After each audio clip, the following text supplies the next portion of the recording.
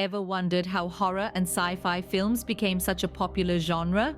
The credit, in large part, goes to one man, John Carpenter. Born in the small town of Carthage, New York in 1948, Carpenter's journey from a humble background to Hollywood's Hall of Fame is as fascinating as his films. An auteur in the truest sense, Carpenter is not just a director, but also a screenwriter, producer, and composer.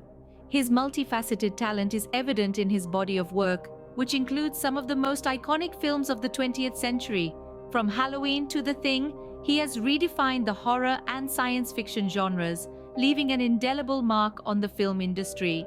Carpenter's films are more than just a blend of horror, sci-fi, and action. They are a reflection of the society we live in, often exploring themes of isolation, paranoia, and the struggle against oppressive forces. His unique style, characterized by atmospheric music, suspenseful storytelling, and innovative visual effects, has influenced a generation of filmmakers and continues to captivate audiences worldwide. But what truly sets Carpenter apart is his ability to create fear out of the ordinary. With his imaginative storytelling and masterful use of suspense, he can transform a peaceful suburban street into a place of terror, or a remote research station into a battleground for survival. His films remind us that horror can lurk in the most unexpected places and that our deepest fears often come from within. Carpenter's influence extends beyond the silver screen. His synthesizer-heavy music scores, composed for many of his films, have become as iconic as the films themselves. They have not only set the tone for his own movies, but have also inspired countless other composers in the industry. So, as we delve deeper into his filmography, we'll not only be exploring his cinematic universe, but also the mind of a man who has forever altered the landscape of cinema. A man who, with his unique vision and relentless creativity, has turned the ordinary into extraordinary, the mundane into terrifying. Today, we venture into the chilling and thrilling world of John Carpenter's films. Our journey begins in 1974 with Carpenter's first film, Dark Star. A space farce that turned into a cult classic, Dark Star was John Carpenter's inaugural dive into cinema. Co-written with Dan O'Bannon, the film was a low-budget labor of love that introduced audiences to Carpenter's unique blend of humor, horror, and science fiction. Its unconventional narrative and darkly comedic tone may not have set the box office on fire, but it did ignite the spark of Carpenter's burgeoning film career. 2 years later, Carpenter returned with Assault on Precinct 13, a gritty urban thriller that further showcased his ability to blend genres.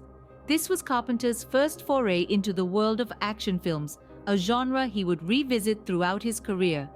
The film's minimalistic style, combined with its relentless tension and memorable soundtrack, created by Carpenter himself, resonated with audiences and critics alike. Assault on Precinct 13 also marked the beginning of Carpenter's exploration of anti-establishment themes, a recurring motif in his body of work.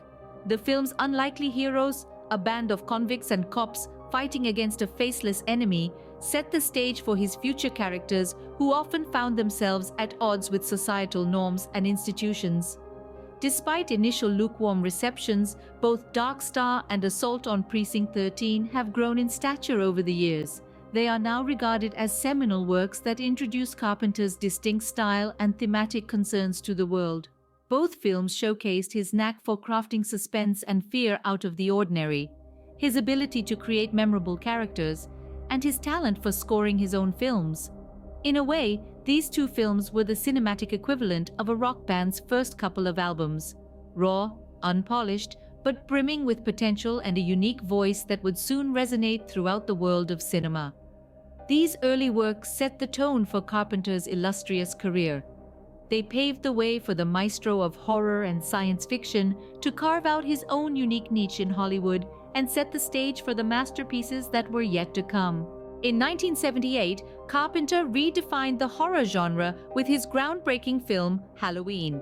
With a limited budget and a simple premise, Carpenter crafted a film that was as much a psychological thriller as it was a slasher flick.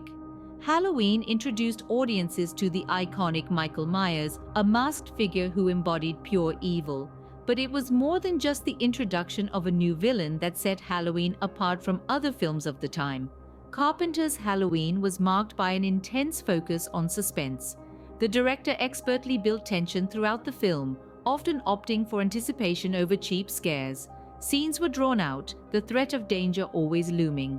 This was a departure from the gore-heavy horror films of the era, and it was a risk that paid off. Halloween also introduced the world to Jamie Lee Curtis in her film debut. Playing the role of Laurie Strode, Curtis added a depth to her character that was often missing in horror films. Her portrayal of a strong, resourceful woman who fights back against her attacker was a refreshing change, and it helped to establish her as a scream queen. The film's influence on the horror genre cannot be overstated. Many modern horror films owe a great deal to Carpenter's Halloween. It established many of the tropes we see today, from the unstoppable killer to the final girl trope. It also showed that horror could be more than just blood and guts. It could be about suspense, about fear of the unknown. John Carpenter's Halloween was a game changer. It was a film that took risks, that pushed boundaries, and it was a film that paid off. It was a commercial and critical success, earning rave reviews and a place in the annals of horror history. With Halloween, Carpenter showed the world the power of suspense and fear. He showed that a film could scare without relying on graphic violence. And most importantly, he showed that horror could be a genre of substance, a genre worthy of respect. The 1980s saw Carpenter create some of his most memorable works. As the new decade dawned, Carpenter's unique storytelling style and visual panache continued to evolve, yielding a series of films that would forever imprint on the minds of cinema-goers. The first of these was The Fog in 1980. It was a chilling supernatural tale that played with our primal fear of the unseen. The fog became a character in itself, ever creeping, ever concealing, and always terrifying. Carpenter's use of atmospheric elements to create tension was a masterclass in horror cinema. In 1981, Carpenter shifted gears with Escape from New York, a dystopian action film that introduced us to the iconic anti-hero Snake Plissken. Carpenter's exploration of a post-apocalyptic New York City, where the entire island of Manhattan is a maximum security prison, captured the imagination of audiences worldwide.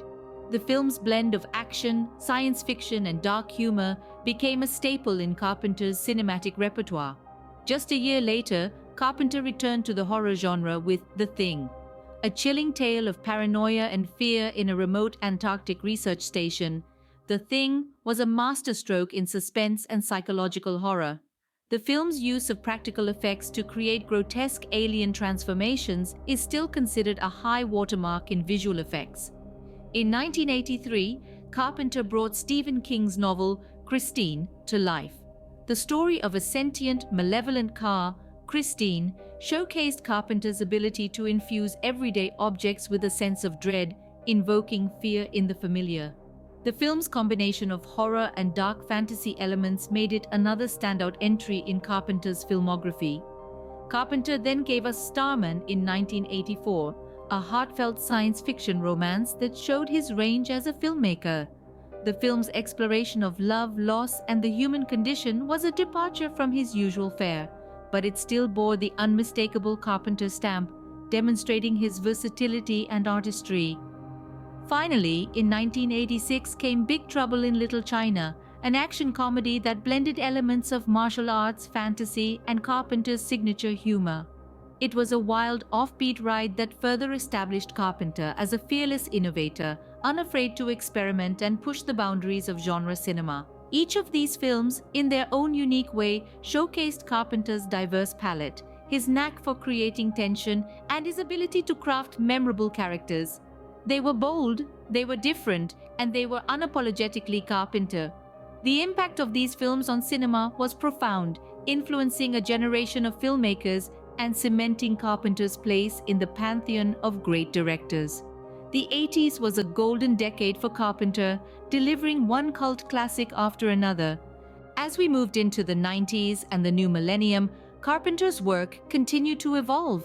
His unique blend of horror, science fiction, and action became even more nuanced, reflecting both his maturing perspective and the changing cinematic landscape. The 90s kicked off with In the Mouth of Madness, a film that was a clear departure from Carpenter's earlier works. This movie was an exploration of psychological horror, a genre that Carpenter had touched upon but never fully delved into. The film was a labyrinth of insanity and reality, a commentary on the power of belief and the thin line that separates fiction from reality. It was a bold move and a clear indication that Carpenter was not afraid to experiment and push the boundaries of his storytelling. Following In the Mouth of Madness, Carpenter explored the world of vampires in his film aptly named Vampires. This film took a grittier, more realistic approach to the vampire mythos, a stark contrast to the romanticized portrayals that were popular at the time. Carpenter's vampires were monstrous, predatory, and utterly devoid of any romantic allure. This was a return to the more traditional portrayal of vampires as creatures of horror, and it was a refreshing change of pace. As the 90s drew to a close, Carpenter took a step back from directing, but his influence still permeated the industry. His films continued to inspire a new generation of filmmakers, and his unique approach to storytelling and genre blending became a benchmark for many. The new millennium saw Carpenter return to the director's chair with The Ward. This film was a return to his roots, a psychological horror set within the claustrophobic confines of a mental institution.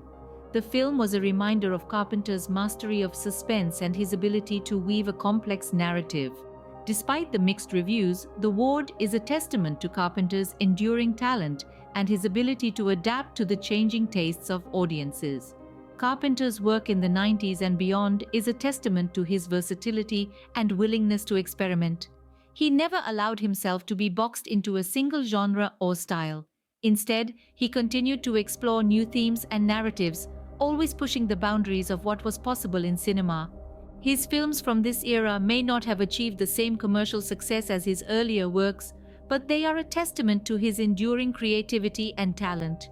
Even in his later years, Carpenter never lost his touch for creating suspenseful and thought-provoking films. His work in the 90s and beyond is a testament to his ability to adapt and evolve, to push the boundaries of genre and narrative, and to continually surprise and captivate audiences. His films from this era are a testament to his enduring legacy, a legacy that continues to inspire filmmakers today. Even in his later years, Carpenter never lost his touch for creating suspenseful and thought-provoking films. John Carpenter's influence on cinema is undeniable. His work, spanning over 4 decades, has contributed significantly to the landscape of contemporary cinema. Known for his unique style and innovative storytelling, Carpenter's films have etched a permanent spot in the annals of movie history. From his early works like Dark Star and Assault on Precinct 13 to his cult classics such as Halloween, Escape from New York, and The Thing, Carpenter's filmography showcases a diverse range of genres and themes. His versatility as a director is evident in the variety of stories he has chosen to tell. Yet despite this variety, a common thread weaves through Carpenter's films, a distinct style that is uniquely his. Carpenter's films often reflect societal anxieties and fears, exploring themes of isolation, the unknown, and the fragility of human nature. This exploration of human frailty, set against the backdrop of horror or science fiction, has become a hallmark of his work. Carpenter's contributions to cinema extend beyond his storytelling. His innovative use of music, for instance, has left a lasting impact. Who can forget the haunting theme of Halloween, composed by Carpenter himself? This iconic score has become synonymous with the horror genre, setting a precedent for future filmmakers. Carpenter's use of suspense and tension, often built through his masterful manipulation of sound and music, has also influenced a generation of filmmakers.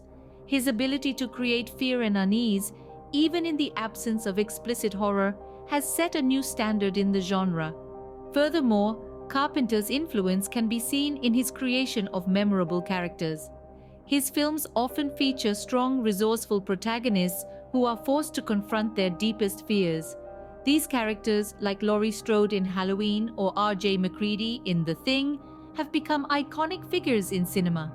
In addition, Carpenter's films have often challenged conventional narratives, offering fresh perspectives and innovative approaches to storytelling. Whether it's the dystopian future of Escape from New York or the Antarctic isolation in The Thing, Carpenter's films have consistently pushed boundaries and redefined genres.